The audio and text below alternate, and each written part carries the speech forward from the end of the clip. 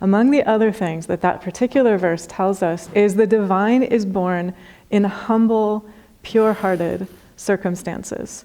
So allow your own heart to be humble and pure, and that allows the divine to be born right where you are. And so the divine is born right here in very simple, very humble circumstances. And this particular expression of the beautiful light that is the divine is actually laid in a feeding trough for animals. And so that tells us the divine is always born in an unprecedented way, always in an unexpected way.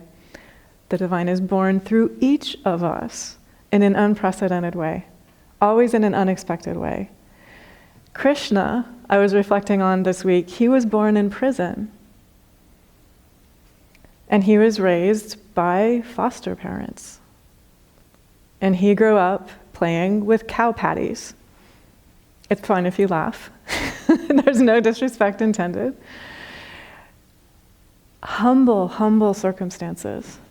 So this is to tell us something that Ramana Maharshi mentioned, which is grace has a chance to be present where humility is present.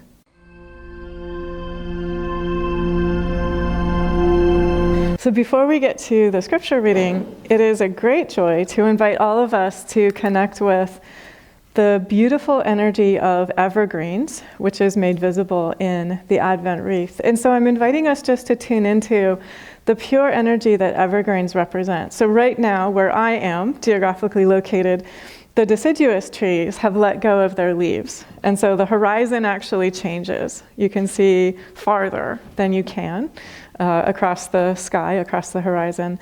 And then you can see the evergreen trees that are still here. And so evergreen trees for a very long time have helped humans connect with that which is perennial, that which is ever new and ever fresh, that beginningless, endless life energy, the energy of immortality, the energy of ongoingness. And so I am touching the wreath and allowing myself to connect, but inviting everyone to connect with that beautiful energy of renewal that is always available for each of us.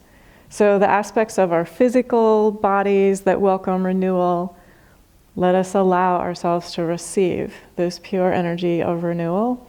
The aspects of our hearts that welcome renewal, that vivid, vibrant, green, fresh energy that helps us feel robust and steady and strong and joyful and good-humored and open to innocence and awe and wonder and the noble, beautiful, good things of life and this world. We're opening our hearts to connect with that. And then for our minds and for all of our lives, we're allowing ourselves to connect with there is faith made visible in the form of this evergreen wreath. It's reminding ourselves that it's always possible to connect with that which is beginningless and endless. That aspect of ourselves which is here prior to coming into form, it's here after we leave this precious form which we are currently in, and it's here every moment, every breath, every time we snap our fingers, we're connected to that energy of immortality. What this means is the energy of miracles is you. It is you. You are here thanks to the energy of miracles. You would not be here unless the energy of miracles was here in the form of you. This means that every time you wake, every time you sleep, the energy of miracles is waking and sleeping through you.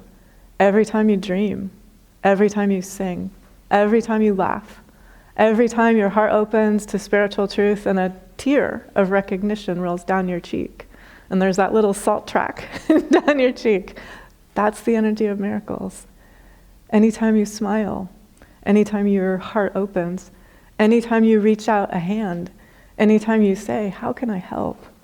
With just innocence and sincerity and openness, not thinking in advance that the human self knows the answer, just allowing the energy of help to share through us. That's the energy of miracles. We would not be here, and no one on the planet would be here unless the energy of miracles were here. embodied in us and through us and as us. And so that's what we connect with. We connect with that energy of miracles, and we give ourselves hope as we connect with that energy. We also give ourselves great peace as we connect with that energy as well. So we're inviting ourselves for the rest of this meditation, if you like. This is spiritual energy made visible. So we're not sort of making a big deal about the outer form. We're just noticing the outer form helps connect with the spiritual truth, with the reality, with the beginningless, endless light, that supreme beginningless, endless love. And so to the extent that each of us would love to connect with that energy of renewal and life and miracles and love and laughter and joy and hope and faith and truth and trust and strength and courage, and then also the energy of peace and serenity and confidence and tranquility, allow your eyes to feast upon this, and then allow yourself to close your eyes and allow the light of hope to become visible in your heart. Allow the light of peace to come to life within you, so that you do not think a single thought that is not guided by the light of hope and the light of peace. And you do not speak a single word that is not speaking the light of hope and the light of peace. And anytime you take an action or you make a choice, you allow that action and that choice to be the light of hope and the light of peace made visible in that choice and in that action. So keep allowing yourselves to feast on that. And I'm coming over to share a couple of scriptures and a couple of invitations to allow this light to become even more present and vivid and visible within each of us. So the first teaching comes from Luke chapter 2, verses 7 through 14. And whatever our background is, I'll just note, if you're joining us for the first time, we have people from all backgrounds, all traditions. And as we share the teachings, we're inviting everyone to connect with the universal core spiritual truths that are named in each of these teachings. And so from Luke, we're inviting this to happen within ourselves. Welcome. Thanks for your presence. If you are enjoying this, please like, share, and subscribe. It helps joy and inspiration move forth into the world. And she gave birth to her firstborn son, and she wrapped him in swaddling clothes and laid him in a manger, because they had no room where they were lodging. Now there were shepherds in that region where they were staying, and they were watching their flocks at night. And behold, the angel of God came to them, and the glory of the Lord shone on them, and they were seized with a great fear. And the angel said to them, "Do not be afraid, for behold, I bring you glad tidings of great joy, which will be to all the world. For this day is born to you in the city of David a Savior, who is Christ the Lord. And this is a sign for you. You will find the babe wrapped in swaddling clothes and lying in a manger." And suddenly there appeared with the angel a heavenly host, praising God and saying, "Glory to God in the highest, and on earth peace and good hope for all." And so for each of us, we're inviting ourselves to allow peace to be born in us. We're inviting ourselves to allow the fullest expression of the divine that it's possible to embody, to be born in us. And what these teachings tell us, among other things, and I invite us to keep meditating with these teachings, she gave birth to her firstborn son, and she wrapped him in swaddling clothes and laid him in a manger, because they had no room where they were lodging. Among the other things that that particular verse tells us is the divine is born in humble, pure-hearted circumstances. So allow your own heart to be humble and pure. And that allows the divine to be born right where you are.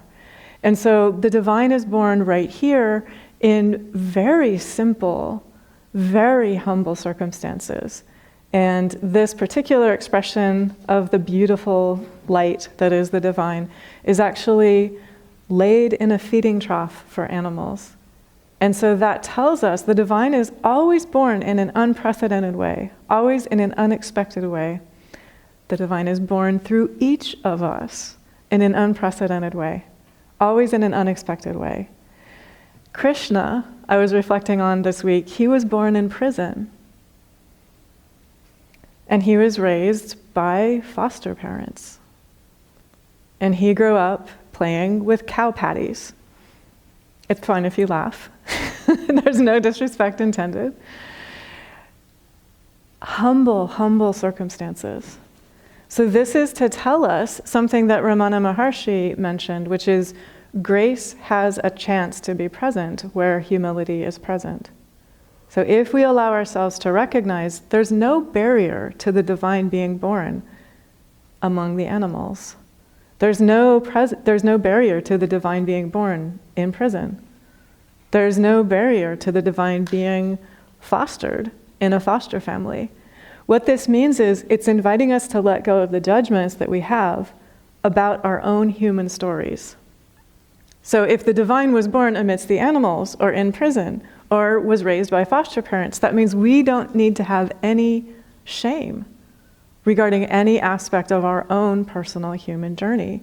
We can recognize that was an invitation for the divine to be born fully and freely and consciously in exactly the circumstances where I was born.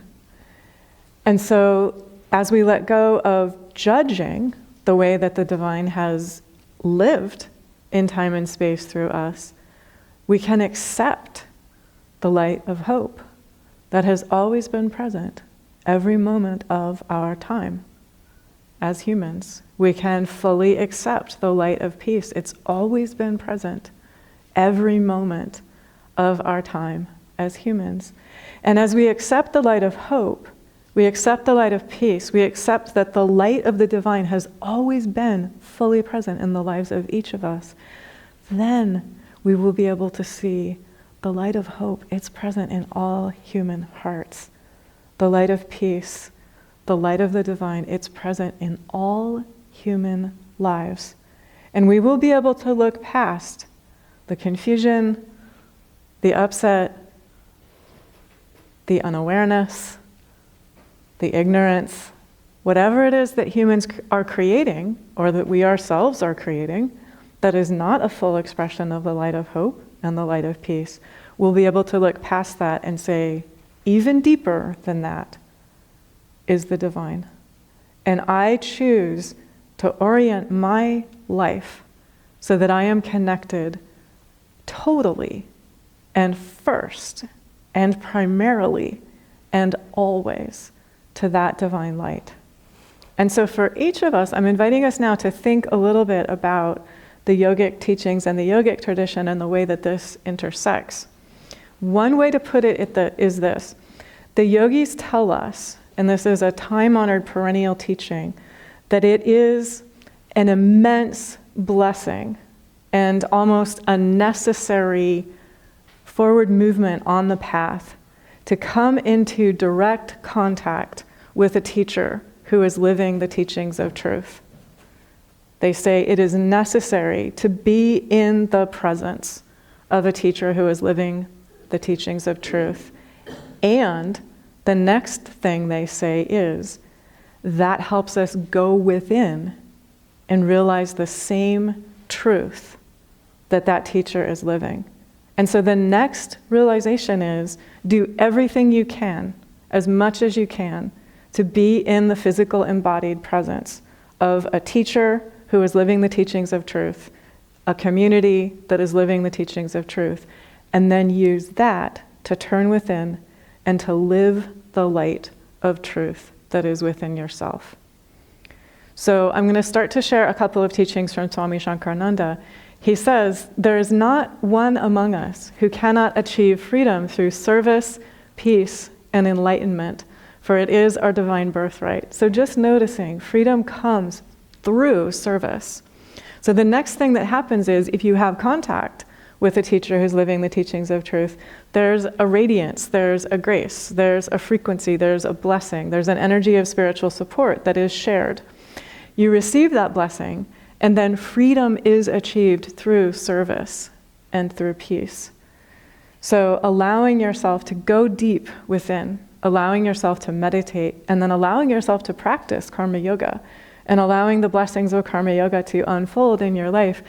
I consistently hear, I heard again very recently from a couple of karma yogis who said, as I practice karma yoga, the unfoldments that I learn in karma yoga are exactly the next step that I need for my business, for my family, for my livelihood, for my joy, for my being here in the world.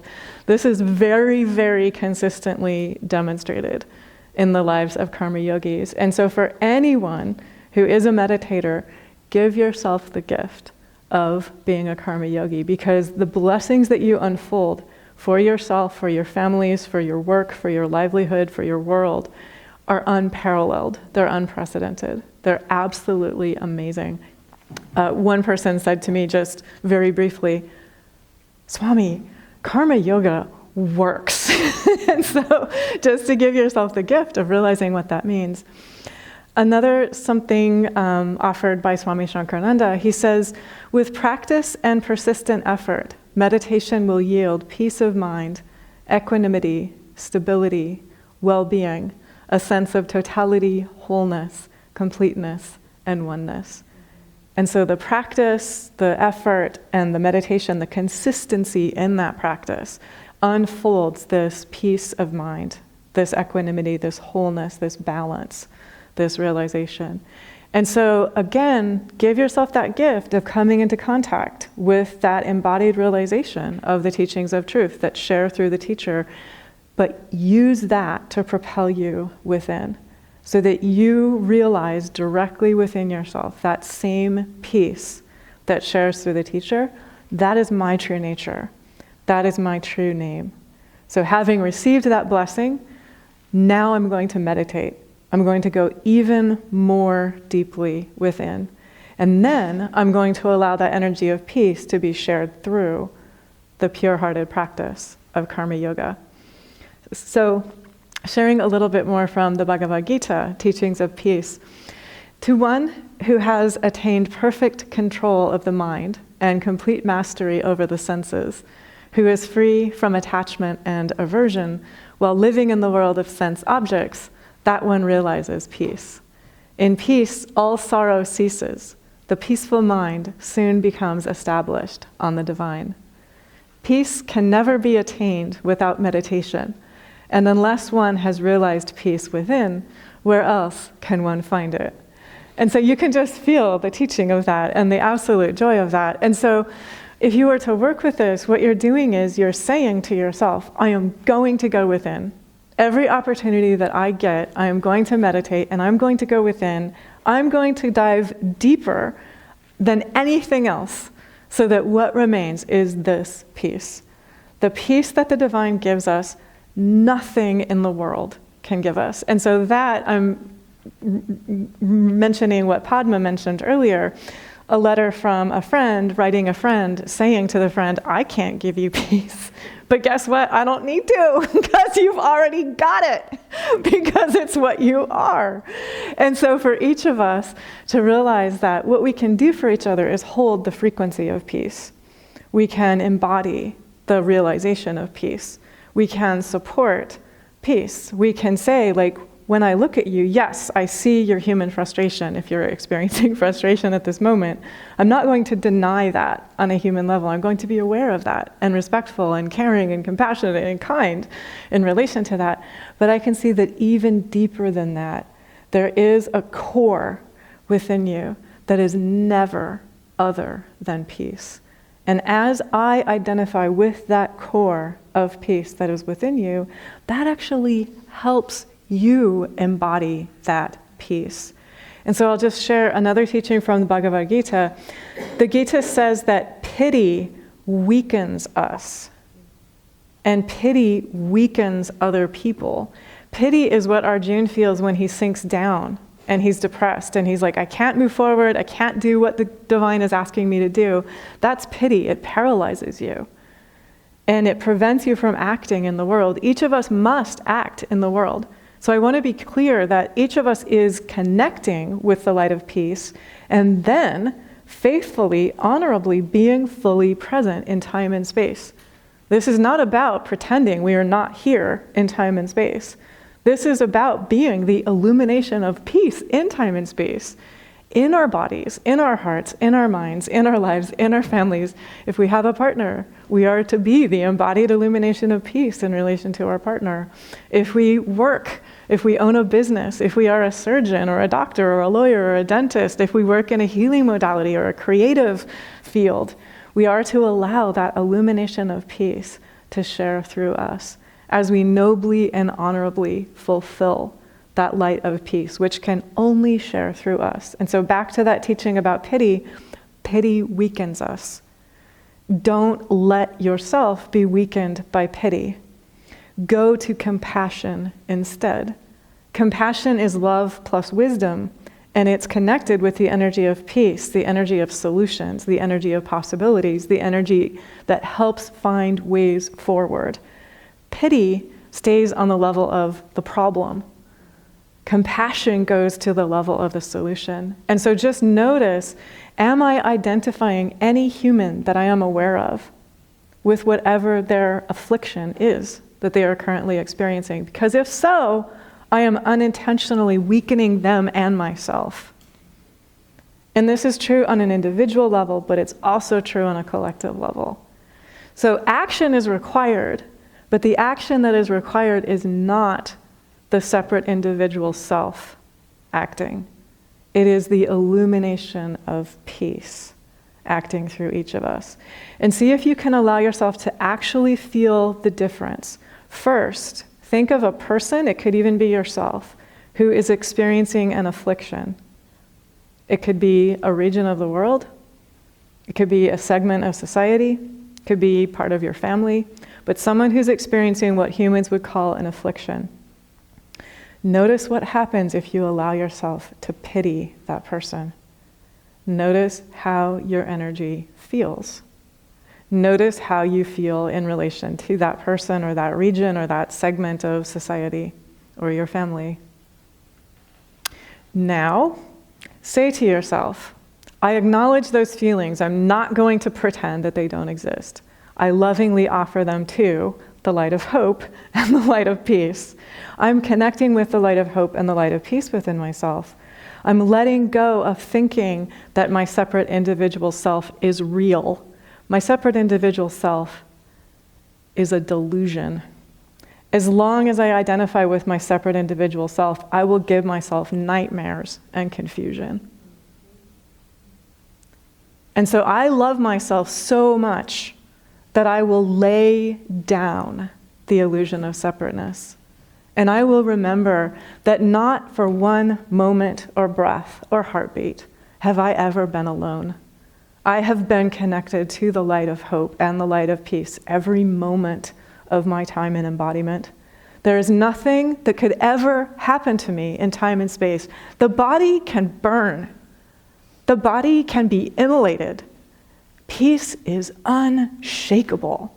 Floods can come, storms can come, weapons can cleave the body, and there is nothing that can destroy or diminish the divine peace that is present here. And this is not only for the one who is speaking, this is for every human who is listening and every human on the planet to realize that peace that is in me, that is what I am. And I am only able to access it if I let go of the delusion of separateness. And I allow myself to connect. The source of peace is always here in me, always. And the source of peace is always here in my friend who is experiencing whatever affliction or confusion they are experiencing. The source of peace is always here in whatever region of the world or segment of society is not experiencing peace right now. The source of peace is deeper than any human experience. And so I identify only with the source of peace. And I ask the source of peace, how would you love to live in me? How would you love to live through me? How would you love to think and speak and act and choose and be through me? And what happens then is Separateness is gone. Delusion is gone. Confusion is gone. The roots of hatred and anger and fear and suffering and judgment are gone. And what comes into view is the reality of love, the light that can never die, that pure spiritual truth that can never be burned, can never be flooded, can never be cleaved by any weapon. There is nothing that can take away that peace. The divine gives us that peace. We are that peace. And as soon as we realize that directly, then whatever any human does in relation to us, we can neutrally witness it and observe it. We can have awareness. Oh, that person is expressing their realization of peace right now? Fine. Oh, that person is not expressing their realization of peace right now? Even deeper than that, I'm aware. The potentiality of peace is present within them. And then we have awareness that the source of peace is upholding the whole universe. And our task, each of us, is faithfully to listen to that source of peace and allow that source of peace to come to life right where we are. So what this means is, in our opening meditation, peace in the form of my feet is touching peace in the form of the earth that is beneath my feet. I am aware of the peace in my feet. I am aware of the peace at the core of the earth. I appreciate with all my heart the tenderness of the peace that is here in the earth and the sky and the trees and the plants and the animals and the mountains and the air and the water. I let every step that my feet take upon this earth be in contact with the good, the beauty, the light, the joy, the wholeness, the kindness that is always present and always available. And then that good, that beauty, that light, that joy, that kindness, it's the only thing that I will encounter. Because that is what I am filling my energy field with, that is then what I am generating, what I am allowing to go forth through me. So this means if I am a bus driver, if I am a teacher, if I am a doctor, if I am a lawyer, if I am a surgeon, if I am an athlete, if I am a musician, if I am an artist, if I am a CEO, peace is going forth through me. It's there in every note of music that I play. It's there in every house that I build. It's there in all the AI that I am helping to clarify so that it produces good and beauty and hope and truth and faith and understanding and trust and what is positive and good and precious and noble and righteous and honorable in time and space. And then we have a feeling of confidence, a feeling of awareness that each of us is contributing our own measure of peace to the vastness of the whole. And we're aware that every time each of us chooses that, the frequency of peace increases. The world transforms every time each of us chooses peace.